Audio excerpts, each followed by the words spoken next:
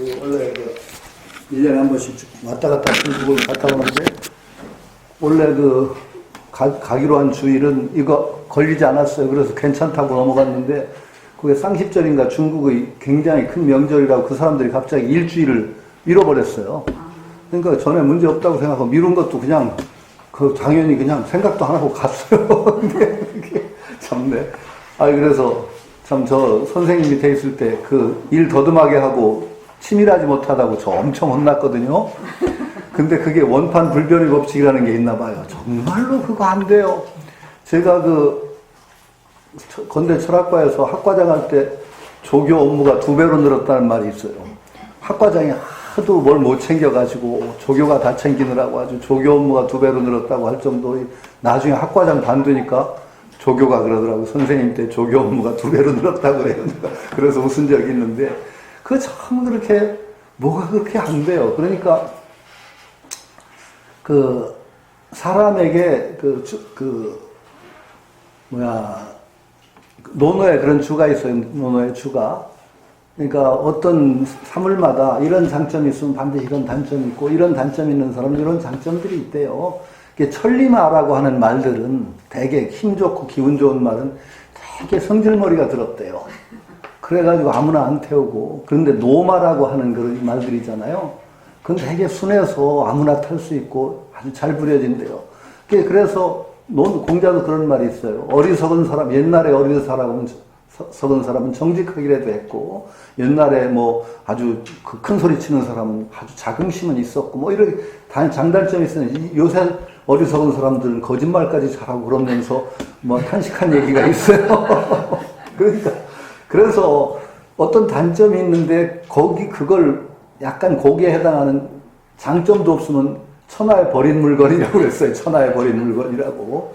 그러니까 저 같은 사람이 무슨 장점이 있는지는 모르겠는데 그 단점 참 안 고쳐져요. 그래서 안 사람도 저는 아주 내놨고, 그러니까 제 주변에 있는 사람들은 아주 그러니까 좀 챙겨야 되는 고달픈 그런 게 있죠. 그런데 이제 장점이라면 뭘까? 뭘 잘 외워요. 그래가지고 예전에 철학과 학생들하고 답사 같은 걸 가면은요, 절에 가잖아요. 그럼 제가 이제 해설 같은 걸 좀 해주면은 법당 테마 같은 걸 쭉 보면서 이렇게 쭉 얘기하다가, 그래서 누가 이렇게 읊었지 그러면서 시를 쫙 읊고, 그러면 이런 쫙 하면은 교수들이 뒤에서 수근수근해요. 저런 걸 머릿속에 가득 채우고 있으니까. 딴 걸 다 까먹고 살지.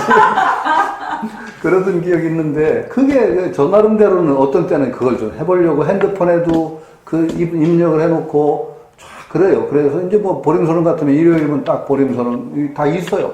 근데 어떤 때는 그것도 안 쳐다봐요. 그러니 참네, 이 원판 불변의 법칙이라는 게 참 힘든 것 같아. 그래서 옛날에 공부한다는 게 성리학자들은 변화기질 도야성령이라고 그랬어요. 기질을 변화시키고 성령을 닦는다. 도야성령. 그러니까 옛날 분들은 기질까지도 바꿀 수 있다라고 믿었어요. 근데 기질까지 바꾸기가 그렇게 쉽지가 않은 것 같아요. 저도 그러니까 그래서 별명이 헐렁이에요. 그 헐렁한 그게 참으로 안 고쳐지는 것 같아요. 그래서 부끄럽기 짝이 없어요. 그 부끄러운 역사라면 말도 못해요. 예전에는 우리는 선우라고 제가 이사장도 하고 한 단체인데, 그걸 불교계 저명한 분들은 남지심 씨, 박광서 그런 분들하고 제가 이제 발기 멤버죠. 창립을 하기로 하고 그날 발기하는 날 제가 사회를 보기로 한 거예요. 그런데 저 혼자서 마음대로 토요일인데 일요일이라고 머릿속에 입력을 해놓고, 안 사람한테도 일요일 날 같이 가자. 그래서 다 약속을 했어요. 그리고 갑자기 근데 토요일 날 전화가 온 거예요. 왜 안 오냐고, 사회자가. 그리고 다시 확인해 보니까 저 혼자 일요일이라고 딱 생각을 해놓고 안 간 거예요. 얼마나 창피한지. 그래서 나는 이제 거기 창피해서 발기 멤버에서 빠지고 그거 창피해서 안 가겠다고 그랬어요. 그랬더니 남지심 씨라는 분이 참 선교수 때문에 위안을 받았다고, 자기도 비슷한데 나보다 좀 심한 사람이 있어서 굉장히 위안을 받았으니까 좀 제발 나오라고 하는 바람에 제가 나가서 오랫동안 활동한 그런 기억이 있는데, 그 참 안 돼요. 참 그래서 정말로 지난주에도 일심행님하고 통화를 하면서 이게 나 부끄러워서 어떻게 가냐. 옛날에 선생님한테 그렇게 혼나고도 그게 안 고쳐져가지고 이 모양이니 참 공부하는 분들 앞에 낯 부끄럽다 그랬는데 또 부끄러운데도 또 나왔습니다. 죄송합니다. 야, 이거 참. 아이고.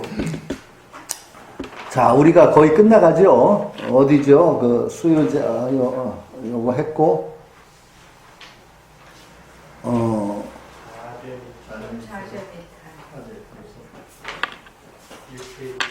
네? 6페이지. 6페이지. 6페이지가 안 보이게 되네. 자죄를 더하면 타죄. 타죄, 자죄.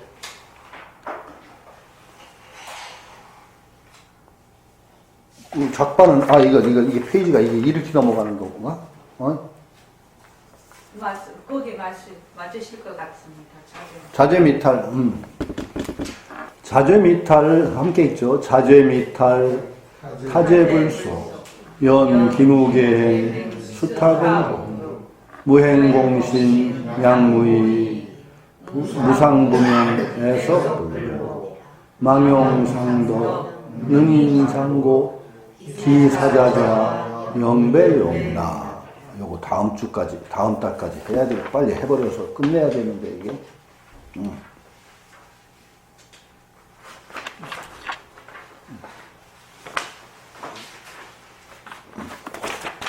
거의.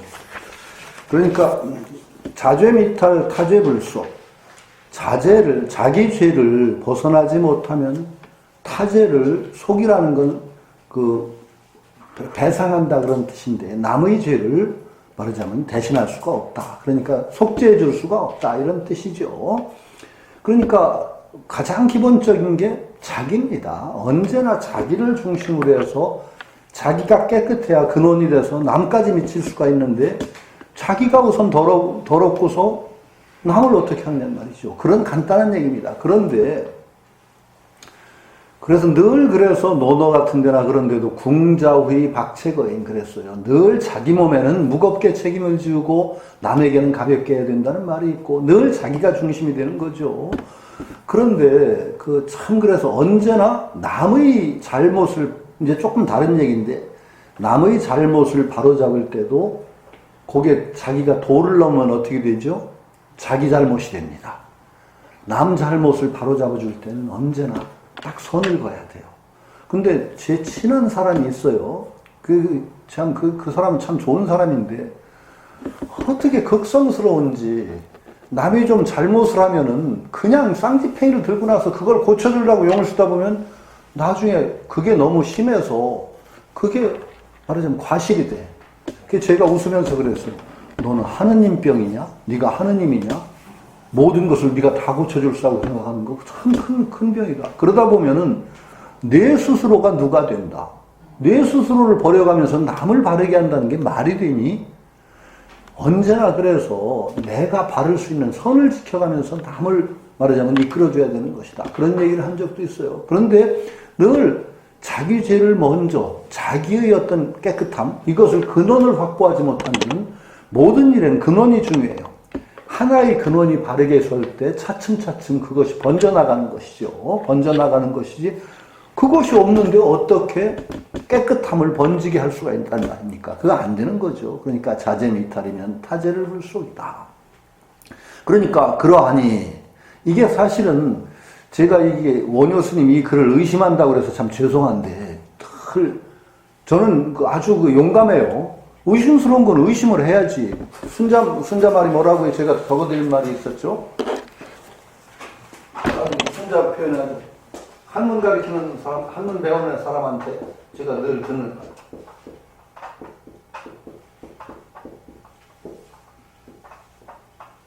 신이야. 이거 걔 말씀. 무슨 어떻게 해석해? 믿을 신자 세 개를 연달아 써놓고 한문의 특징이죠. 신이야. 믿을 만한 것을 믿는 것이 믿음이다. 이게 목적어예요. 믿을 만한 것을 믿는 것이 믿음이다. 요 두 번째 구절, 요 바로 뒷구절이 이렇단 말이죠.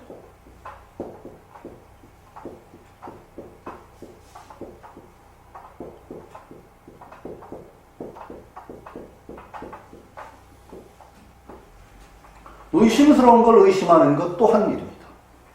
이게 순자 말입니다. 성악설을 주장했다는 순자. 신신, 믿을 만한 것을 믿는 것이 믿음이고 의심스러운 것을 의심하는 것, 이게 동사죠. 그것도 한 일. 이거 아주 좋은 말이에요. 우리가 의심스러운 걸 억지로 믿는 것은 맹신이고 믿음 아닙니다. 저는 의심스러운 건 그냥 대놓고 의심합니다. 아, 부처님 말씀이라고 해서 무조건 믿으면 안 돼요. 큰일 나요. 누가 그래서 부처님 경전을 막 다 믿는다고 어떻게 그런 바보 같은 소리를 하냐고. 나 부처님 경전을 못 믿을 게 너무 많다고. 많아요. 굉장히 많아요. 그대로 기록됐다. 그런 생각하지도 마세요. 아, 그 율장을 읽으면서 제가 한숨을 쉬었다니까요. 율장을 열심히 읽는데 도대체가 율장을 그대로 부처님 말씀이라고 하면 말이 안 돼요, 그게. 부처님이 그렇게 자세하게, 뭐 도박 종류도 너무너무 그냥 다 상세하게 열거했고, 부처님이니까 환히 다 알아서 그렇게 다 규정을 했다? 천만의 말씀이요. 아, 장하함경 읽어보세요. 장하함경 읽다 보면은, 사문과경이라는 경이 있어요. 장하함경에. 사문의 결과, 청정한 사문은 이렇게 산다 하면서 사문은 이렇게 살고 이런 건 안 하고 하는 쫙 얘기가 나오는데 거기 보면 요새 스님들이 하는 게 다 하지 말라는 게 들어가더라고요. 그래서 참 이 세상이 이렇게 바뀌었구나. 거기 보면은요, 점 얘기, 무슨 얘기, 너무너무 자세히 스님들이 하지 말아야 될 거. 근데 부처님이 그거 다 알아서 그걸 다 규정했다. 아니에요. 그건 그렇게 만들어졌다고 봐야 돼요. 읽다 보면 그런 게 많아요. 전에도 얘기했지만, 어떤 데 보면은 부처님의 혈통이 세상에서 가장 훌륭한 혈통이라고 그래서 부처님 조상부터 쫙 그래서 혈통을 무지무지하게 강조하는 대목이 나와요. 세상에서 제일 뿌리가 훌륭한 혈통이야, 부처님 혈통은. 아, 그럴지도 모르지. 그런데 그게 경으로 그렇게 나올 이유가 없어요. 부처님은 뭐라고 하셨어요? 사람의 고귀하고 그런 값을 뭘로 정해지나? 행위로 정해진다고 그랬지. 혈통으로 정해진다고 안 했거든요. 그게 부처님 말씀인데 그렇게 부처님 혈통을 그렇게 강조한 게 그 장하함경에 나오길래 난 이거 의심한다 그래. 딱 대놓고 같이 읽다가 그러고서 나중에 불교학자한테 물어봤어요. 저는 불교학자 아니니까 그거 어떻게 된 거야 그랬더니 그런 시절이 있었어요. 한데 그 바라문교에 대항하기 위해서 부처님 혈통을 막 만들어서 높이던 그런 시절이 있었어요. 그런 거예요. 많아요, 그런 것들이. 그러니까 그걸 모조리 그냥 다 그 금과 옥조 읽는다? 말이 안 되죠. 그걸 잘못하면은 맹신이 됩니다. 맹신. 특히 계율 같은 거는요, 특히 그래요. 계율이 얼마나 오랜 세월 동안 승단에서 논쟁을 거쳐서 정해진 건데요. 제가 말씀드렸죠. 처음에 그 조그만 게 논쟁이 되는 것들, 소금을 받아도 되냐, 안 되냐, 이런 거예요. 누가 신도가 소금을 보시랬단 말이지. 소금 안 썩잖아요. 그러니까 소금은 그냥 스님이 단지에다 넣고서 자기 거처에다 놓고 먹었단 말이에요. 그러니까 그게 무소유에 걸리냐 안 걸리냐 이런 문제가 나와요. 그게 상당히 중요한 논쟁입니다. 그런 논쟁을 거쳐서 결정이 나요. 그 다음에 화폐 경제가 발달하고 나니까 도시에서 스님들한테 맨날 현물 공양이잖아요. 기본이 화폐를 냈단 말이에요. 돈을 이걸로 사 드세요. 화폐를 받았단 말이죠. 그것 때문에 또 한바탕 논란이 일어납니다. 이거 받으면 되냐 안 되냐. 요새 같으면 논쟁도 안 되겠지만 그런 역사를 거쳐서 율장이 만들어지는 거예요. 이걸 갖다 부처님이 한일에 다 얘기했다고 해서 철저하게 그놈을 지킨다? 말도 안 돼. 불교 망해요. 불교 망합니다. 그런데도 이게 큰 문제가 되는 게죠. 지금 제가 미얀마 갔더니 저 동남아시아에 비구니 승단이 없어요. 다 없어요. 없습니다. 지금 다시 복구되는지 몰라요. 조금 만들려. 그 이유 중에 하나가 뭐냐. 여러 가지 이유가 있는데 그 중요한 이유 중에 하나가 계율 지키고 비구니 생활 못한답니다. 한국처럼 적당히 계율 무시해도 되는 데가 아니에요. 분위기가. 비구니 500개예요. 500개. 비구도 계율 다 지키면 사실 비구 생활 못해요. 제가 말씀드렸잖아요. 스님들 세부 율에 보면은 앉아서 오줌 넣게 되어 있습니다. 스님들 앉아서. 요새 스님들 앉아서 오줌 눕니까? 아니잖아요. 그 율 어기는 거죠. 그거 그러니까 굉장히. 근데 요즘 남자들이 앉아서 오줌 눕는 걸 강요당하고 있습니다. 안사람이 제발 앉아서 누래요, 저보고. 왜 그러냐 했더니 오줌을 서서 누면 굉장히 튀고 굉장히 더러워진대. 그 사실이래요. 어떤 오피스를 갔더니 오줌 앉아서 누라고 써붙여놨더라. 그러니까 부처님 계율이 강제로 지금 시행되게 됐어요. 그런 거예요. 그러니까 의심스러운 건 의심하는 게 맞아요. 부처님 말씀이라고 기록된 것도 의심할 수 있으면 의심해야 돼요. 거기에서 올바른 것을 우리가 바른 눈으로 간택을 해야 되는데 우리가 너무 자의적으로 간택을 하면 위험한 것도 많아서 조심스러워야죠, 그때는. 그래서 선지식이, 그러니까 눈 밝은 그 선지식이 필요하죠. 그런 분들이 간택을 또 바랄 때도 있는 거죠. 그러나 우리 눈으로 봐서도 의심스러운 건 의심해야죠. 저는 이 그 원효 스님 글을 굉장히 이게 원효 스님이 정말로 한문을 전혀 모르고 공부 안 하셨을 때 쓴 글인가? 의심하는 거예요. 왜? 한문이 안 돼. 한문이 안 돼. 저는 계속 걸려요, 저는 한문이 반 전공이니까 이게 무슨 한문이 이래? 연 하면은요, 연한이 이렇게 쓰는 일이 없어요. 보통은 한문, 연이나 하면은 그렇지만 하고 역접으로 들어가는 거예요. 그럴 연자가 들어가고 앞에 연자가 나오면은요, 그러하니 이렇게 번역 안 해요. 그러면 되게 연자 나오면은 뒤에는 그렇지만, 앞에 말을 뒤집는 거예요. 그렇지만, 이렇게 나가는데, 여기 보세요. 토를 붙이기를 연하니, 그러하니, 이렇게 됐다면, 이런 문장이 별로 안 좋은 문장이고, 잘 안 쓰이는 문장이에요. 거의 안 쓰인다고 봐야 돼요. 그러니까 이게 의심스럽다는 거죠. 이게 뒷사람이 가탁을 했던가, 원효 스님이 이게 초학 시절에 막 가출 가고 공부도 별로 안 하셨을 때 남기신 게 이렇게 남았는가. 근데 원효 스님이 그 초학 시절에 이렇게 그 글진 게 이렇게 남았을 이유가 저는 별로 없다고 생각하거든요. 그러니까 이게 상당히 후세 사람들이 가탁을 한 것이 아닐까 하는 그런 의심을 저는 조금 합니다. 그러나 내용상으로 상당히 받아들일 만한 게 많았어요, 여기에. 특히 발심수행장은 특히나 스님들 위주로 쓰여진 글이에요. 스님들. 저는 그것도 의심스러워요. 왜냐하면 원효 스님의 그 나중 자취를 보거나 그렇게 보면은요, 출가와 출제가를 그렇게 엄격하게 나누고, 제가는 아무리 잘해봐야 소용없고, 출가가 최고다라고 주장하실 분이 아닐 것 같아요, 원효 스님은. 원효 스님 기본 사상이 뭐예요? 회통이거든요. 화쟁이고, 다 인정하는, 다 한계가 있고, 다 장점이 있다라고 인정하는 입장이 원효 스님의 입장이에요. 근데 출제가를 그렇게 칼같이 긋고, 앞에 나와요. 아무리 제가 뛰어나도 그거 별 소용없고, 출가자가 아무리 현찬트라도 불보살께서 그렇게 찬탄한다 그랬어요. 앞에 나와요. 그런 얘기, 읽은 것들이. 그러니까 나는 이게 원효 스님의 사상이라고 정말 확정된 원효 스님 원숙한 경제에 들었으면 이런 글을 안 쓰셨을 것이다 라고 생각을 하죠. 원효 스님 스스로가 계행을 깨트리고, 그러죠. 나중에 스님 아니라고 하고 돌아다니십니다. 그 무예거사죠. 소성거사라고 했죠. 스스로 소성거사라고 하고 스님이라고 안 했어요. 스스로 파기했으니까 음행을 범하잖아요.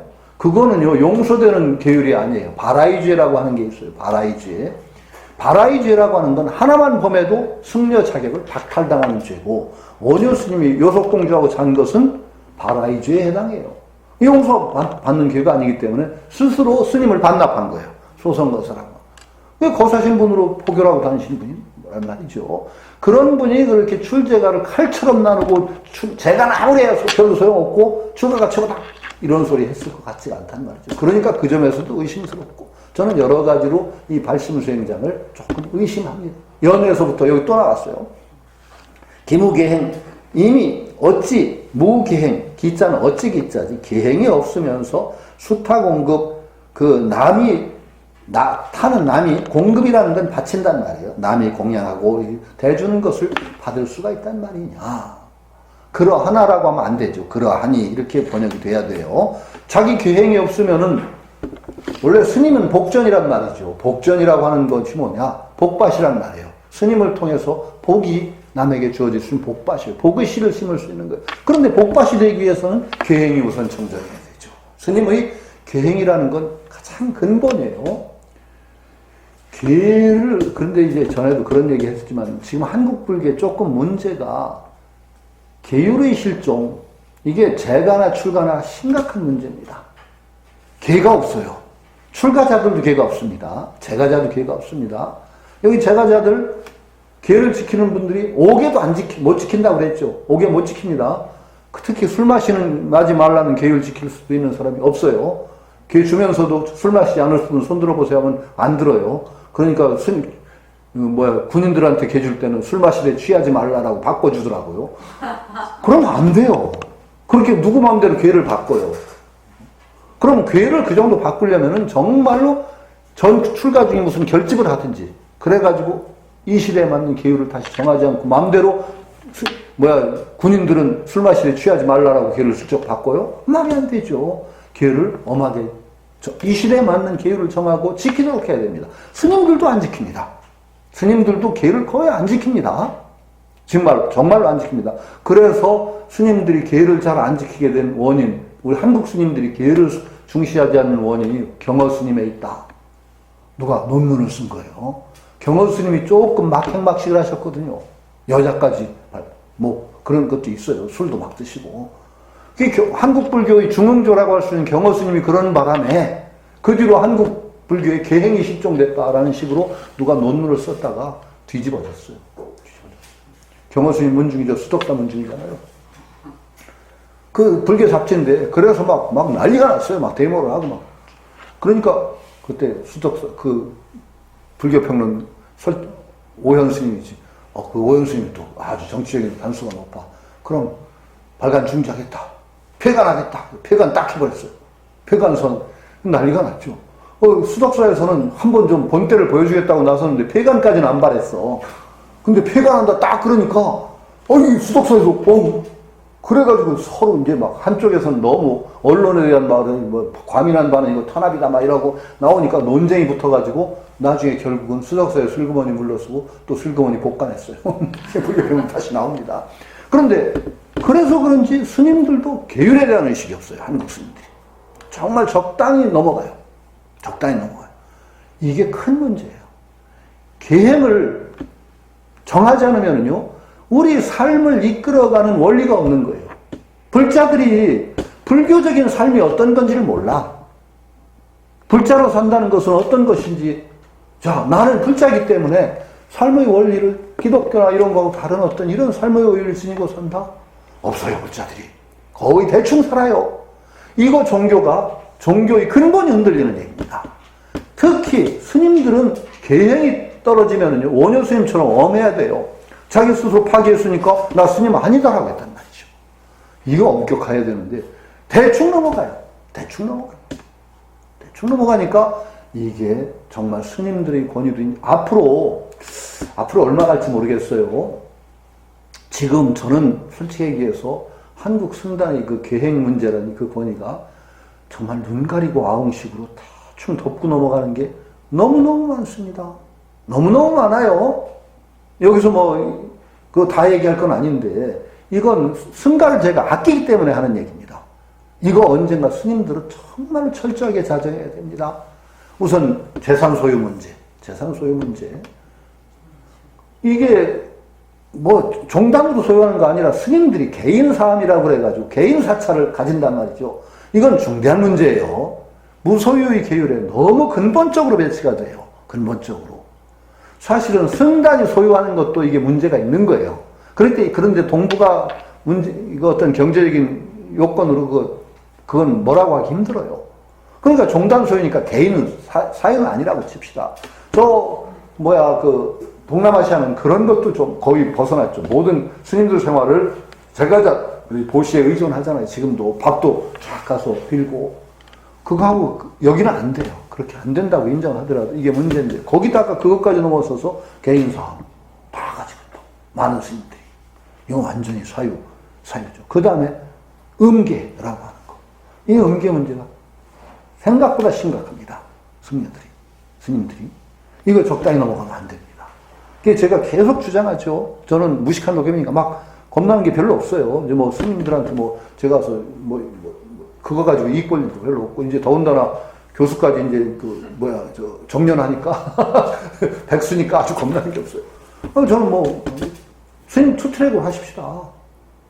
비구트랙 딱 만들고, 그 다음에 살림하는 스님 용인하십시오. 지금은요, 스님 숫자가 커버가 안 됩니다. 도대체가 조계종 스님이 13,000이 안 돼가지고 어떻게 승단 유지가 된단 말입니까? 앞으로 안 됩니다. 그러니까 차라리 음계라는 것을 결집을 해서 어떤 살림하는 스님을 만들고, 비구 승단은 엄격하게 적용하는 승단 만들어서 승단의 요직에는 그분들만 높은 지위에 올라갈 수 있도록 하고, 그렇게 하지 않으면 앞으로 아마 유지가 안 될 겁니다. 지금 조계종에서도 굉장히 그 문제를 심각하게는 여기는 분들이 있어요. 그래서 출가 요건을 완화하고 나중에 늙어서 출가하시는 재산 이렇게 내놓고 출가하시는 분들을 받는다든지 그런 여러 가지를 하는데 그건 제가 보기는요 좀 심하게 얘기해서 언발의 오줌입니다. 동족방뇨라고 그러나요? 그 한 이상 그걸로는 안 됩니다. 지금 더더군다나요 자식을 하나도 안 나요. 요즘 하나. 정말 둘 낳는다는 건 정말 애국이에요. 저 자랑 좀 해야 되겠어요. 제 아들내미가 둘째를 가졌어요. 며느리가. 굉장한 일이에요. 너무 좋아요. 둘째를 가졌어요, 지금. 그 내년에 이제 낳을 건데. 없어요, 그러면 거기서 출가시킨다, 스님 된다? 그거 진짜 힘들어요. 그러고 스님들이, 비구 스님들이 많이 나오면 나라가 망해. 아유, 출산율로 적어가지고 한 사람밖에 아들이 없는데 다 비구돼가지고 자식 안 낳는 나라 망할 일 아니에요? 앞으로 큰 문제입니다. 이거 정말로 근본적으로 대책을 세우지 않으면 안 되는데 조계종에서 문제는 인식하는 것 같아요. 그러니까 여러 가지 승려를 늘리는 방안을 마련하는데 안 돼요. 그거 가지고. 근본적으로 저는 투트랙으로 만들어서 살림하는 스님을 용인하고 직업승려, 그걸 직업으로 가지고 자부심을 가지고 할 수 있도록 해줘야 된다는 거예요. 그리고 정말 철저하게 자기 온 정열을 바쳐 수행만 몰두하겠다는 분들 그 트랙을 열어주라는 거죠. 그러지 않으면 유지가 안 돼요. 하여튼 그 계획 문제가 나오니까 요건 뭐 약간 문맥이 바뀝니다. 남의 그 어떤 공양을 받을 수 있단 말이냐. 무행공신, 양무의, 무상부명, 애석불보. 무행공신 어떤 그 실천이 있을 수 없는 텅 빈 몸. 그러니까 스님들이 계행도 안 지키고 하는 무행공신이에요. 그러면은 실천이 하나도 깃들지 않은 텅 빈 몸이라고 하는 무행공신, 전혀 훌륭할 것을 취할 데가 아무데도 없는 그런 빈 몸은 양무의, 길러봐야 아무 이익이 없고, 길러봐야 아무 이익이 없는 거는 아무 몸이나 다 마찬가지예요. 몸뚱이라는 건 길러봐야 그거 무상한 거고. 그런데 참 그거 알기 힘들죠. 양무이익이요. 무상부명, 덧없는 뜬 목숨이라는 뜻이에요. 뜬구름 같은 부명이라는 건 뜬구름 같은 목숨은 애석불보, 아무리 아껴봐야 불보 보존되지 아니한다. 그렇죠. 이거 정말 진리죠. 진리예요. 그런데 그 진리, 우리가 진리를 몰라서 못하는 게 아니죠. 전에도 말씀드렸잖아요. 바가바드 기타가 아니라 마하바라타 제일 중간에 아주 재밌는 얘기. 왕이 호수에 물을 마셔야 되는데 5왕자가 쭉 모험을 가다가 다 사막에서 죽게 돼요. 근데 물을 찾아가다 보니까 호수가 나오는데 차례로 한 사람씩 갔거든. 나머지 기다리고. 한 사람씩 가는데 물을 마시려고 하니까 신의 목소리가 들려. 그거 그냥 마시면 안 된다. 내 질문에 대답해야 마실 수 있다. 그런데 너무 갈증 때문에 그걸 참지를 못하니까 그냥 마시고 다 죽습니다. 마지막에 유드시트라 왕자가 제일 현명한 왕자라고 하는데 가서 마시려고 하니까 역시 신의 목소리가 들리죠. 대답해라. 질문에 대답해야 마실 수 있다. 그 중에 질문 뭐였어요? 참으로 이상하고 이상해서 도저히 불가사의한 일이 무엇이냐? 그 질문이에요. 여러 질문 가운데 그 다 대답. 모든 사람이 죽는다는 걸 모든 사람이 다 아는데 모르는 사람 없어요. 근데 저만은 안 죽을 것처럼 사는 게 불가사의합니다. 맞죠? 여러분 다 알아요. 무행공신 양무이익이고 무상부명 애석불보 다 모르는 사람 아무도 없어요. 그런데 저는 안 죽을 것처럼 산단 말이죠. 거기에 매달리고 집착하고 하는, 그렇다고 해서 이걸 가볍게 보라는, 매착하지 말라는 거지. 저는 늘 반면을 얘기합니다. 중요해요. 몸이 중요한데 진리는 바로 봐야 된다는 거죠. 몸 아껴야 돼요. 근데 애착을 두면 안 되는 거죠. 참 그래서 이 불교가 잘못 강조가 되면은요, 반대 나쁜 점이 생겨요. 몸뚱이를 가볍게 여기면 안 돼요. 애착 두면 안 돼요. 소중해요. 몸은 소중해요. 이 몸뚱이 망가지면은 아무것도 안 돼요. 또 사실이에요. 저는 지금 상당히 얼마 동안 운동을 못해서 길거리에서 가다가 참 시차 보도블록이 한 1cm 정도 이렇게 차이가 있어요. 이렇게. 2cm 같아. 2cm 안 되고. 거기에 발이 딱 걸렸는데 쫙 이렇게 넘어가니까 지금도 요가 안 좋습니다. 얼마나 오지게 접질렸는지 그 히부스하고 다녔어요. 조금. 그런데 그 몸 하나가 고장이 나니까요. 정말로 여러 가지 지장이 많아요. 운동 못해서 살까지 쪄요, 나중에. 그러니까 굉장히 아껴야 돼요. 아끼고 조심해야 돼요. 아주 잘 가꾸는 게 애착을 두지 않는 반대로 너무 천시하는 건 그게 반대 모방이라고 하는 거예요. 반대 모방은 안 좋아요. 바로 봐야지. 바로 봐야지. 이걸 갖다가 천시하는 쪽으로 확 나간다? 그거 안 좋은 겁니다. 그래서 저는 참 그 꼬장 부리는 불자인데 저는 여러분들이 절대 수행하지 말라고 저는 한 관법이 뭐냐? 부정관. 왜 몸뚱이를 가죽 부대로 보라는 관법 아세요? 똥오줌으로 가득 찬 가죽 부대고, 백골관. 이 몸뚱이를 백골로 보는 그런 관법이 있습니다, 불교에. 상당히 널리 알려진 관법입니다. 저는 그거 하지 말라고 합니다. 절대로 하면 안 되는 관법 중에 하나다. 왜? 몸뚱이는 몸뚱이로 봐야 되는 거예요. 그걸 갖다 더럽다는 느낌을 붙이지 말라는 거예요. 거기다가. 몸뚱이는 몸뚱이라는 거예요, 그냥. 몸뚱이 이상으로 봐서 문제인 거지. 몸뚱이를 왜 자꾸 더럽다고 그래요? 그렇죠? 그거 아니에요. 몸뚱이는 그냥 무상한 몸뚱이에요. 이게 바른 관점이에요. 그 관법은 왜 나온 거냐? 몸뚱이에 대해 애착이 너무 심해, 우리가. 그러니까 심한 병을 낫게 하기 위해서 독한 약을 쓴 거야. 독한 약을 장복하려면 어떻게 되는지 아세요? 계속 독한 약 드셔보세요. 병도 없는데. 아니면 병이 좀 있다고 해서 독한 약 계속 먹으면 어떻게 되는지 아세요? 큰 부작용이 나옵니다. 예를 들어 부정관이나 이 관법은 독한 약이에요. 아주 몸뚱이에 대한 집착이 그게 심해가지고 번뇌가 끓고 하는 사람을 위해서 독한 약을 쓴 거예요. 독한 약이 아주. 독한 약을 계속 먹으면 큰 병 납니다. 아주 망가집니다. 그러니까 그런 관법 함부로 하면 안 돼요. 있다는 거 정도 알고 내가 굉장히 심하다고 할 때 그걸 대체하기 위해서 치료하기 위한 어떤 극약 처방이다. 독약 처방이다. 그걸 갖다 장복을 한다. 큰일 나는 겁니다. 안 돼요. 저는 그래서 아주 병이 다 잘못하면 병이 된다. 몸뚱이는 몸뚱이로 봐라. 이게 정답이죠. 불교는 언제나 어떤 거냐? 사실을 사실대로 보는 데 있지 사실 넘어서 보는 거 아닙니다. 몸뚱이는 몸뚱이로 보는 거예요.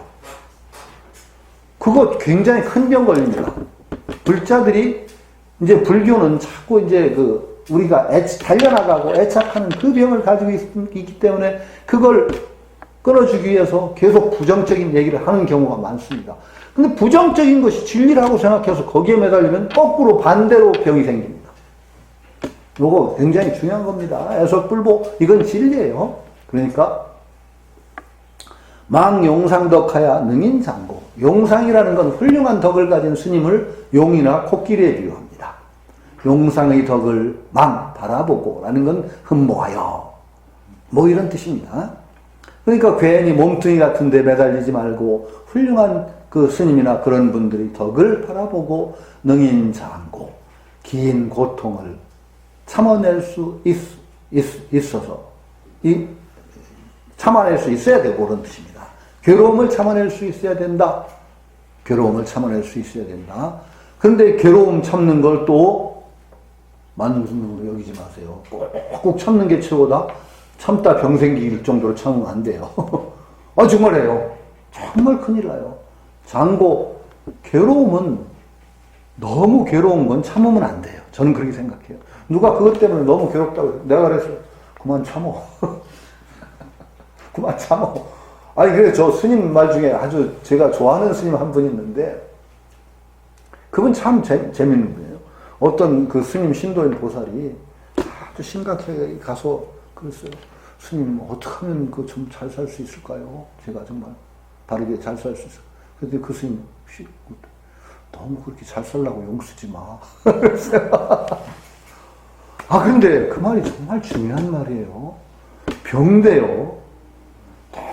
너무 용 쓰는 거, 불경에 나와요. 그것도 병이라고.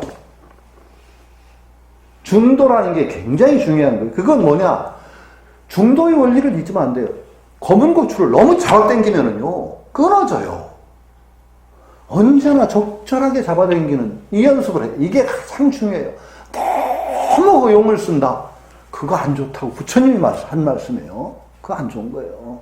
그러니까 장고, 괴로움을 참는 것을 그 장기로 삼는다? 그건 고행주의예요. 고행주의. 고행이 쾌락을 준다? 아니에요. 고행은 괴로움만 줘요. 잘못하면. 괴로움을 참아가지고 쾌락을 가져온다라는 생각은 고행주의 아주 잘못된 원칙이 그거예요. 고행주의 원칙은 어디에? 괴로움을 참은 반대로 언제가 쾌락이 온다. 그거 돈 놓고 돈 놓기죠, 그건. 그죠?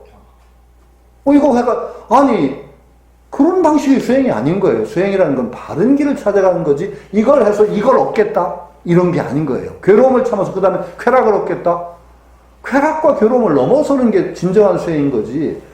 왜 그러냐? 근데 우리가 늘 쾌락에 빠져서 바르게 갈 길을 찾고 있으니까 경계를 두고 그럴 뿐이지 괴로움이 좋은 거 아니에요. 괴로움은 절대 좋은 거 아닙니다. 괴로움 그 자체가 좋은 거 아니죠. 그거 아주 잘못된 생각이에요. 그런데 그 잠시의 괴로움을 못 참으면은 나중에 더 큰 불행이 올 수 있다는 건 또 사실이에요. 조그만 걸 참아낼 수 있어야 돼요. 소불인증 난대모 그랬어요. 논어에 나온 말이에요. 작은 것을 참지 못하면 큰 개체, 큰 도모하는 바를 어지럽힌다. 그건 당연한 일이죠. 눈앞에 조그만 거 탐하면은 소탐대실이라는 건 언제나 우리 그 삶의 어떤 기본적인 얘기니까 좋은 걸 참을 수 있어야 큰 걸 얻을 수 있다. 그러나 큰 걸 얻기 위해서 맨날 더 큰 괴로움 참으면 더 큰 쾌락 오냐? 안 그렇단 말이죠. 굉장히 조심해야 되는 거예요. 그러나 장고 참아서 사자좌를 기대한다라는 건 뭐예요? 사자좌라는 건 여기서도 이제 원효 스님 약간 사자좌라는 건 큰 스님이 가서 올라가서 설법하는 자리입니다.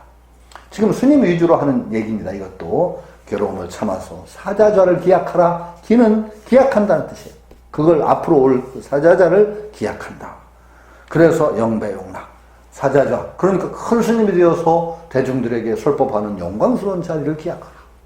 그래서 영배용락, 그 욕심과 즐거움을 길이 등지거라. 이런 얘기입니다.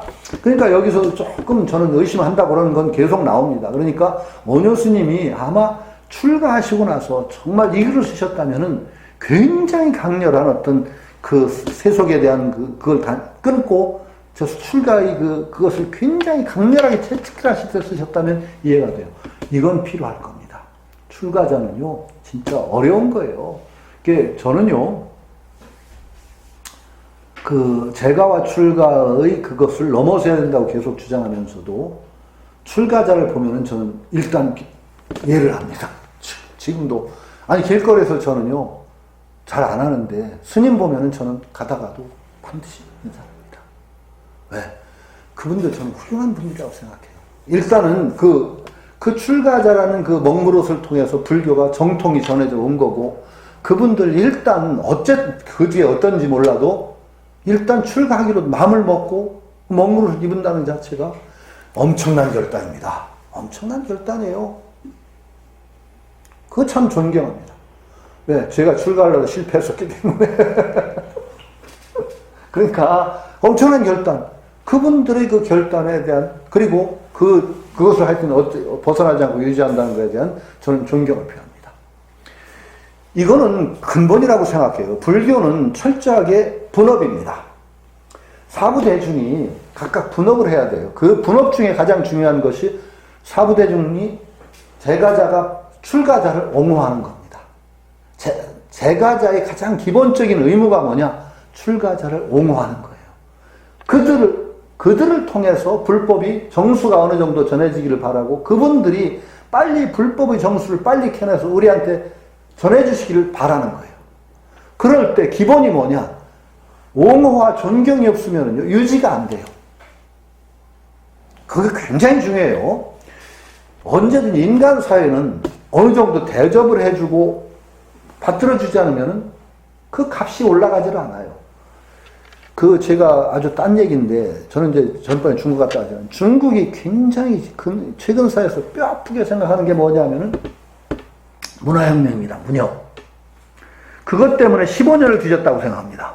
자기들이 역사가 15년을 늦었다고 생각합니다. 문혁이 가장 근본은 여러 가지가 있는데 뭐냐? 하방이라고 그래가지고 지식계층을 완전히 타도하는 식으로 몰아붙였어요. 그때 지식계층 완전히 작살났습니다. 지식계층을. 근데 그건 모택동이 저는 의도가 있었다고 봐요. 그 의도 자체를 저는 그렇게 나쁘게 보진 않아요. 왜냐면은 인간이 사회를 구성하는데 세로로 줄 세우기로 하면 안 됩니다. 평등하다는 관점을 지지해야 되는 거예요. 인간 사회는. 그 공산주의 기본은 평등을 중심으로 하는 거예요. 자본주의는 물론 세로로 줄 세우기를 합니다만 세로 줄 세우기를 할 때도 언제나 자본주의에서 끊임없이 너무 세로 줄 세우기가 극단화되지 않도록 자본주의는 끊임없이 노력을 해야 돼요. 복지정책이라든가 세금 많이 걷어서 없는 사람 도와주고 계속 그런 정책을 통해서 세로 줄 세우기가 너무 극단적으로 가지 않도록 애쓰는 게 자본주의예요. 그런데 공산주의는 어때요? 기본적으로 평등해요. 그런데 인간 사회가 되다 보면 자꾸 불평등한 타고나면서부터 계층이 있다라든가 아니면은 지식계층이라든가 그것을 우월하다든가 사회적으로 어떤 역할을 맡은 사람이 자기가 근본적으로 우월하다는 그런 의식을 가질 우려가 있거든요. 마오쩌둥이 아마 그걸 깨려고 했던 것 같아요. 그걸 근본적으로 깨버리려고 해서 지식계층이 말하자면 자기가 잘났다는 의식을 가지고 군림하려고 그걸 깨부시려고 했던 것 같아요. 그래서 아마 하방이라든지 문화혁명의 가장 중요한 운동 가운데 그런 게 들어가요. 그때 많은 지식분자라고 하는 사람들 정말 피를 받습니다. 하다못해 정말 우스운 게요. 무술가들 있잖아요. 중국 무술가. 저희 불량배축을 봐서 감옥에 간 사람이 무지하게 많습니다. 무술 전통이 끊어집니다. 전통적인 맥이 엄청나게 끊어졌습니다. 그때 전문가들 대접 안 하고. 그럼 어떻게 되는지 아세요? 사회 전체의 추동력이 없어집니다. 존경심이 없어져요. 고급 지식에 대한 존경심이 없어요. 그걸 추구하는 사람들이 대접을 받아야 추구를 합니다. 사람 누구나. 스님들을 대접을 해야 돼요. 귀한 일을 하시겠다. 옹호하고. 그래서 그들을 통해서 불법 연구라니 그런 것들이 아주 깊이 파고 들어가는 연구가 되도록 해서 그것이 확산되도록 하는 구조를 가지는 거예요. 우리 승단 구조가, 불교의 구조가. 똑같아요. 저 이제 철학을 하는 사람이죠. 철학, 이거 전혀 쓸데없어요. 아니, 여러분들이 정말 철학이 굉장히 제가 가끔 얘기했죠. 철학이 좋은 거라고 해서 철학 공부를 여러분들이 열심히 다 해보세요. 사회에 보탬이 될까요, 안 될까요? 전혀 안 됩니다. 그런 건요, 저같이 아까 얘기한 대로 능력 없고 별 볼일도 없는 사람 하라고 시켜야 돼요. 그러니까 너 별 볼 일 없이 기억력은 좀 좋고 그런 거 있잖아. 그러니까 그거 좀 해. 시켜. 그런데 그냥 시키면 안 되니까 은근히 존경을 해주는 척이라도 해야 돼요. 대접을 해줘야 돼요. 그러니까 교수라는 지식인들을 대접을 해주는 거예요. 그게 그들이 잘나서가 아니에요. 그들이 계급적으로 뛰어나서가 아니에요. 그렇게 안 하면은 이게 안 되는 거예요. 어느 정도 대접을 해주고 어느 정도 먹고 살게 해주고 잘났다고 추워주고 그래도 그런 분위기 속에서 전문적인 지식이 추구되도록 해야 되는 겁니다. 스님도 사실은 기본적으로는 그렇습니다. 스님들을 우리가 대접을 해야 돼요. 잘 모시고 죽여. 그래야만 스님들도 자부심이 생기고. 근데 그게 이제 나중에 지금은 또 문제가 생겨서 어떻게 되느냐. 사람 위에 스님이 있다가 되면 안 되는 거예요. 지금은 거꾸로 사람 위에 스님이 있다가 돼버려요. 이건 정말 또 깨트려야 돼요. 그러면 문화혁명식으로 하방을 해야 되는데 하방을 하더라도 그들의 권위를 너무 깨트리면 안 돼요. 하방해야 됩니다. 지금은 승가에서는 하방운동이 일어나야 돼요. 조금은. 제가 늘 얘기하는 거 있잖아요. 그냥 이산혜연 스님 발언 보면은 내생에 종진출가해서 스님들 이생에서는 복 받고 복 빌고 내생에서 공부하겠다. 이런 식으로 되면 망하는 거예요. 불교가. 그러나 분명히 스님들 대접을 해야 돼요. 그래서 그들을 통해서 불법의 전통이 쭉 전해져 오도록 노력을 해야 된다는 거죠. 그러니까 기사자자 영배영락을 하는 훌륭한 공덕이 있다라고 자꾸 얘기해야 되고 그걸 위해서 스님들이 애를 쓰도록 제가자들이 도와줘야 돼요. 이게 기본 의무예요. 오늘 끝내려고 했는데 다음 주까지 해야 되나 봐요. 다음 달까지. 저 다음 읽겠습니다. 행자심정 제천공차 도인연색 순신사리 사대홀산 불보구주 금일석이 타행주제 세라투고 하탐착제 일일 장락 하술수제 도인탐 시행자수치 출가부 시군자소송 네. 행자심정 수행하는 사람이란 뜻입니다. 마음이 깨끗하면 제천이 공천 여러 천이라는 것은 신이라는 뜻입니다. 거의 천신이라는 뜻이에요. 여러 하늘이라는 것은 그 하늘이라는 저 하늘이 아니고 천신을 얘기합니다. 여러 신들이 함께 찬탄을 하고 그러니까 도솔천 뭐 33천 많죠. 거기 천마다 그런 천신들이 있습니다. 그러니까 여기서는 하늘이라는 뜻이 아니고 대개 신들이라는 뜻이라고 보면 됩니다. 행자의 마음이 고요하면 여러 신들이 함께 찬탄을 하고 도인이 연색, 도인이라는 건 출가도인이라는 뜻이에요. 여기서는 출가도인이 연색, 연은 그리워한다. 색은 무슨 뜻이라고 했어요? 여색이라고 그래가지고 보통은 색은 성적인 대상을 얘기합니다. 빛깔 색자가 그 여색 그런 뜻에서 옛날에는 여색이나 남색이나 색 그러면은 성적인 대상을 그럽니다. 그거 똑같아요. 논어나 대학 같은 데, 논어 같은 데도 끝났구나. 나는 그 성적인 대상, 여색을 좋아하기를, 덕을 좋아하기를 여색 좋아하는 것처럼 하는 사람은 못 봤다. 네. 제가 그걸 읽으면서 공자가 꿈도 야무지셨다. 어떻게 여색 좋아하듯 덕을 좋아하기를 꿈을 꿨냐. 네, 그런 말이 있어요.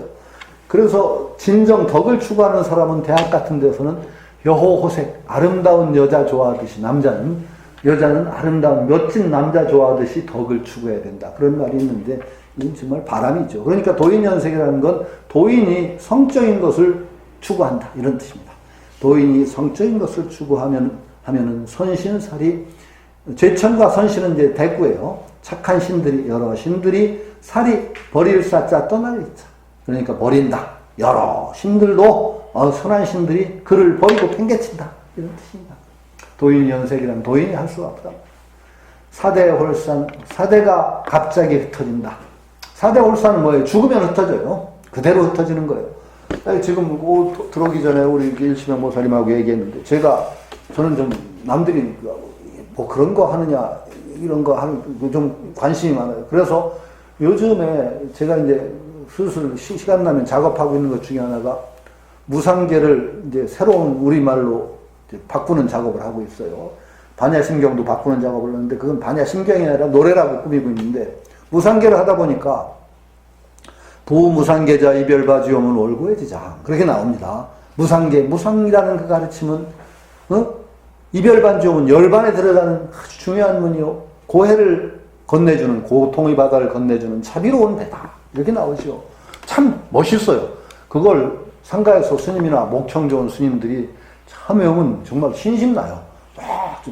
보무상계자 이별반지 오문월고해지장 하면서 쫙 보면은요 진짜 그 멋있는 문장입니다. 그걸 쭉 하다가 제가 우리말로 만들다 보니까 4대 얘기가 중간에 나와요. 4대 얘기가 나오는데 뭐라고 나오느냐. 뭐 진행열만 담루전기 몸에 있는 수분은 전부 물로 돌아가고 그 지수 땅 뭐 뼈다귀나 이런 단단한 건 전부 흙으로 돌아가고 단기 기와 따뜻한 기운은 불로 돌아가고 우리 움직이는 에너지는 바람으로 돌아간다. 4대 강리 뭐 그러면서 죽은 사람을 위해서 하는 거니까 그걸 번역하다 보니까 이건 이렇게 번역할 이유가 없다. 괜히 옛날에 4대라고 하는 개념은 옛날 사람들이 공통적으로 우주의 근원이라고 생각한 게 4대예요. 지, 수, 화, 풍, 물, 흙, 공기. 요건 인도에만 있던 관념이 아니고 히랍, 그리스에도 똑같아요. 그리스에서도 물, 흙, 공기가 모든 것의 근원이다 이렇게 생각했어요. 그러니까 상당히 널리 퍼져 있던 믿음이에요. 그런데 그것을 불교에서 그대로 받아들인 거예요. 이걸 갖다 천고불변의 진리라고 생각해서 무상계 그때는 그러니까 4대 뭐 어디 이럴 필요가 있느냐. 저는 그럴 필요 없다고 생각해요. 요즘에는 분자, 원자, 구조 다 밝혀지고 그래서 4대가 모든 것의 근본원이다? 이거 말 되기는 되지만 그렇게 믿을 이유가 없어요. 물, 흙, 공기가 모든 것의 근본이다. 그런 것이 결합해서 모든 것이 나왔다? 아이, 천만에요. 요즘은 뭐 원자론, 분자론 뭐 다 나왔어요. 손입자까지. 그러니까 그 문장 그대로 쓸 이유가 저는 그렇게 생각해요. 그래서 그거 옮기면서 몸뚱이 죽고 나면 그 각각 제 원소로 돌아간다. 한마디로 끝나는 거예요. 각각 원소로 돌아가고. 그러니까 얼마나 압축되는지 무상계가 괜히 이럴 필요가 없단 말이에요. 원소로 돌아가는 거예요. 그러니까 지금 현대인들은 그렇게 말해주면 다 알아요. 옛날처럼 뭐 이건 불로 돌아가고 이건 물로 돌아가고 물은 또 어디로 우리는 물도 오히려 원자로 돌아가는 것도 알거든요. 분자로 돌아가고. 옛날보다 훨씬 그런 데는 발달했기 때문에 그것을 갖다가 그냥 따라서 이게 진리다. 이럴 이유가 없다는 거죠. 거기다가 무상계 보면은 무명연행 행여식에서 12연기가 쫙 나와요. 12연기가 무명에서부터 12개의 고리죠. 늙고 죽고 하는 데까지. 그런데 불교 학자들한테도 12연기를 조리 있게 설명하라니까 잘 버벅거려. 잘 설명을 못해. 무명에서 왜 행이 나오고 행이 명색이 나오고 명색이 유깁이 나오고 여섯 감각기관 뭐 이게 잘 설명을 못해. 그런데 제가자들이 그걸 훨씬 외운다고 알겠어요? 그래서 저는 싹 줄였어요. 줄이면서 어떻게 했느냐. 무지. 진리를 모르는 거 거기다가 욕망을 일으켜가지고 끝없는 윤회를 되풀이했다. 한마디로 끝나는 거예요. 끝없는 윤회. 그걸로 저는 족하다고 생각했어요. 그래서 그런 식으로 압축을 해서 우리가 노래로 만들어서 이게요, 생활의식 속에 불교가 들어오지 않으면 안 됩니다. 문화로 들어오고 의식으로 들어오지 않으면 불교 망해요. 제가 전에도 얘기했죠. 불교인들이 좋아하는 소리 아주 저는 싫어한다고. 말을 물가에 끌고 갈 수는 있지만 물을 마시게 할 수는 없다. 아이고, 끌고 갔는데 어찌도 그런데 물이 안 마신 말짱황이다. 이런 짓 하면 안 된다고. 어떻게 해야 되느냐? 말을 물가에서 놀게 해야 된단 말이죠. 놀게 해야 되는 거예요. 그게 뭐냐? 문화입니다. 첫 번째. 문화를 만들어야 되고, 그 다음에 생활의식, 생활 속에 들어온 의식, 뭐냐면 관습, 이런 거로 불교가 쫙 들어오게 돼요. 그러다 보면 그 속에서 놀다 보면 자연히 먹게 되고, 말이 물가에서 놀다 보면 자연히 젖게 되는 거지. 한 마리씩 끌고 다니면 어떻게 먹여요, 물을. 그래도 안 먹으면 또 꽝이고. 그러니까 저는 그래야 된다는 거예요. 우리 의식, 생활의식, 그건 왜, 어느 정도 중요하냐. 죽을 때 스님들이 와서 그것도 잘 안 해주고 그래서 천주교를 개종한다는 사람들이 꽤 있어요. 실제입니다, 그거. 안 해준다는 거예요, 불교는. 도대체 평생을 절에 나가서 했는데 죽을 때 되니까 전혀 어떤 상례 같은 것도 잘 안 치러주고 너무 그래서 개종하는 사람이 있단 말이죠. 그럴 때 그런 노래를 많이 만들어야 돼요. 현실적인 무상계라든지 이런 걸 만들어서 정말 현대적인 문화로 노래를 불러주고 이게 얼마나 중요한데 저는 그런 꿈을 가지고 있습니다. 그런데 거기다 보니까 이 4대가 나오는 거예요. 그 4대가 4대 홀산 4대가 갑자기 흩어져서 불보구주 오랫동안 머물러 있을 것을 보장할 수가 없다. 그러니까 4대는 몸뚱이라는 건 그렇게 흩어지는 거. 금일석의 지금 저녁이 된 오늘이 바로 저녁인가 했더니 파자는 잘 안 쓰는 답니다. 글자로는 잠옷이라는 뜻입니다. 잠옷. 여기서는 부사로 써서 별 의미가 없습니다. 파행조제라는 건 벌써 아침으로 향해 가는구나. 저녁인가 했더니 벌써 아침이 되는구나. 이게 세월이 흐르는 것, 무상함을 얘기한 겁니다. 세락후고 세상의 즐거움은 후고 뒤는 고통이 오는 것이거늘.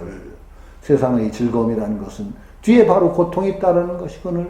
하 탐착제 어찌하여 그것을 탐내고 애착하느냐. 그렇죠? 괴로움이 꼭 뒤에 즐거움이 꼭 괴로움을 낳아요? 그렇지 않습니다. 즐거움이 즐거움을 또 낳습니다. 중요한 건 즐거움의 적당한 선을 지키면은 즐거움이 유지가 됩니다. 탐착하면 여기서 나온 대로 괴로움을 낳습니다. 즐거움은 즐거움을 또 낳습니다. 중요해요. 괴로움이 즐거움 낳지 않아요? 그래요? 즐거움도 잘 조절하면 즐거움이 계속됩니다. 근데 탐착하면 반드시 괴로움을 낳습니다. 이게 중요한 거예요. 1인 장락 한 번 참으면은 오래도록 즐거울 수 있거늘 하불수제 어찌 닥지 않는단 말이냐. 근데 그건 틀림없어요. 어디에 침잠해서 뭔가를 몰두해서 있지 않으면은 좋은 결과를, 큰 결과를 얻을 수 없다는 건 또 틀림없어요. 참 어려워요. 그 두 가지가, 이 사람이라는 게 늘 헷갈리는 게 아니라 갈등 속에 있는데, 노세 젊어서 노세. 그렇죠? 노는 건 늙어서 놀면 재미없어요. 노는 것도 젊어서 놀아야 돼요. 근데 젊어서 놀으면 계속 놀으면 어떻게 돼요? 늙어서 괴로워요. 그것도 틀림없어요. 그러니까 이 참 균형 맞추기 힘들어요. 우리가 언제나 가장 좋은 방법은 즐겁게 하는 거예요. 즐겁게. 하는 거라, 기왕에 하는 거라면은 괴롭다는 상을 내지 말아야 돼요. 할 걸 왜 괴롭게 해? 그렇죠? 가능하면 괴롭다는 상을 벗어야 돼요. 괴롭다는 것도 상이에요. 어려운 것, 나 선생님한테 들은 얘기인데 그 뒤에 그런 소리 계속 하셨나 몰라요. 대통령 선생님이. 어려운 건 어렵게 하면 된다. 그게 아주 좋은 말인데, 아이고, 왜 이렇게 어려워? 그러지 말고, 이건 어렵구나. 그럼 어렵게 하면 된대. 어려워 죽겠네. 그러면서 짜증을 내고 그러는 건 진짜 바보예요. 이거 어렵네. 그러면서 하면 돼요. 이거 괴롭잖아요. 좀 괴롭구만. 그럼 안 괴로워요, 별로. 이게 중요해요. 그러니까, 이게 이제, 그런데 세상에 공부를 즐겁다는 사람은 하나도 못 봤어요. 공부가 재미있다는 분, 공부하면 즐거웠다는 분, 거의 못 봤어요. 그렇죠? 옛날이나 지금이나 수행하고 하는 건 괴로웠던 것 같아요. 원효 스님이 이럴 정도면은, 그렇죠? 여기서 수행하는 괴로움을 얘기하는 거예요. 1인 장락이라는 거 한 번 참으면 길게 즐겁다. 화불수제 왜 닿지 않느냐? 수행하는 거 좀 괴롭지만은 오래도록 즐거울 수가 있는. 그런데 이건 이제 그 즐거움을 바라고 하는 수행은 아니에요. 그 뭐냐? 중요한 것은 괴로움을 벗는 거예요. 그냥 괴로움을 벗어 쾌락을 얻는 게 아니라 괴로움을 벗는 거예요. 우리가 가장 바라는 게 뭐냐? 괴로움을 벗는 거라고 생각하면 돼요. 이거예요. 근데 그걸 쾌락으로 바꿔서 즐기겠다 이런 생각으로 하면은 굉장히 또 속된 일이 되기 때문에 그냥 괴로움을 바로 보고 그걸 벗어나는 것이에요. 여기서는 수행의 어려움을 강조하기 위해서 한 번 참으면은 길게 즐겁거늘 어찌 닥지 않는다는 말이냐. 도인탐, 도인이, 이제 출가도인이라는 뜻이에요, 이것도. 도인이 탐착을 하는 이것은 바로 수행하는 사람이 부끄러워하는 일이요. 출가인들이 부자인 것은, 부유한 것은, 출가인들은 기본적으로 무소유인데 출가자가 부유한 것은 시군자 소소, 군자가 비웃는 일이로다. 이렇게 얘기한 거죠. 군자들이 참 비웃을 일이로다. 이 군자라는 개념은 사실은 불교적인 개념이 아니고 유가적인 개념인데 인격 있는 사람이라는 뜻으로 여기서는 쓰였습니다. 근데 지금 불교계에도 굉장히 부유한 분들이 많다는 소문이 있어서 어떤 스님이 제일 돈 많다. 이거 참 무슨 얘기죠. 도인이 군자가 웃을 일이다. 라고 얘기할 겁니다. 참 그런데 어차피 이렇게 해서 다음까지 해야 되나? 예? 바쁘게 하시지 마시고. 예, 그러죠. 다음 요 얼마를 해가지고 연말에 끝내기로 하죠. 이거를. 예. 그래서 지금 말씀을 드리는데요. 그 발심수행장까지 할까 하다가 너무 이게 지금 계속 제가 변명하는데 출가자 중심으로 너무 나가서 제가 그때마다 제가자 관점에서는 이렇습니다 하기가 좀 그래요. 그래서 발심수행장까지 하고 그 다음에 딴 걸로 좀 넘어갔으면 좋을 것 같아서 지금 일수행 원장님하고 얘기해서 신신명도 괜찮아요. 신신명도 괜찮고 그 다음에 우리가 전번에 천수경 우리가 늘 일상적인 의식 속에 하는 천수경도 했는데 일상적으로 많이 또 하는 것 중에 의상대사의 법성계가 있어요. 법성계, 법성원흉무이상 제법부동 본래자는 늘 외우기도 하는데 법성계도 한 2달쯤 할 수 있을 것 같아요. 법성계도 좀 하고 아까 얘기한 무상계 우리가 일상적으로 늘 외우는 것들을 이제 좀 풀어서 우리가 좀 친숙하게 익히는 것도 필요해서 무상계, 법성계, 신신명 이런 것들로 좀 제가 했으면 괜찮겠다는 생각이 드는데 어떠세요? 그냥 예, 그렇게 하죠. 다음 달에는 신신명 승찬 오조 스님 참 그것도 멋있어요. 지도문안이나 유형관대 지극한 도는 어려울 게 없지만 오직 이리저리 따져서 간택하는 걸 싫어할 뿐이다 하는 걸로 시작하는 신신명, 아주 멋있는 글인데 그걸 좀 해보고 그 다음에 의상조사 법성계도 참 멋있어요. 참 하나도 버릴 데가 없는 글이라는 거죠. 그 의상조사가 수학하고 떠나올 때 스승한테 자기가 이제 깨달은 것을 글을 쭉 써서 했더니 스승이 누구더라 갑자기 지엄 스승 그걸 의상 스님 법성계를 부처님 앞에 살렸다는 거죠. 그랬더니 안 탄 글자가 있고 탄 글자가 있어 안 탄 글자만 모아서 다시 만든 게 법성계라고 하는 말이 있는데 그건 아마도 하나도 버릴 데가 없는 정말로 압축된 질이라는 의미를 그런 소라로 만들지 않았나 싶어요. 근데 저는 이제 예전에 법성계를 그냥 같이 얘기해 본 적이 있는데 저는 법성계 거꾸로 읽기 그런 것을 해본 적이 있어요. 너무 그래서 우리가 법성계가 주는 불교적인 어떤 진리 그 다음에 우리 현실적인 의미에서 다시 되새길 때 해보니까 재밌더라고. 그런 것도 한 적이 있어서 법성계하고 무상계 같은 거 제가 나름대로 이제 이해한 무상계 그것도 한번 번역도 그때는 한번 보여드릴게요. 그렇게 해서 가기로 하죠. 오늘은 여기서 끝내도록 하겠습니다. 예. 2020년 1월. 예, 부터. 예. 한 10분만 쉬십시오. 식사하고 가십시오. 아니.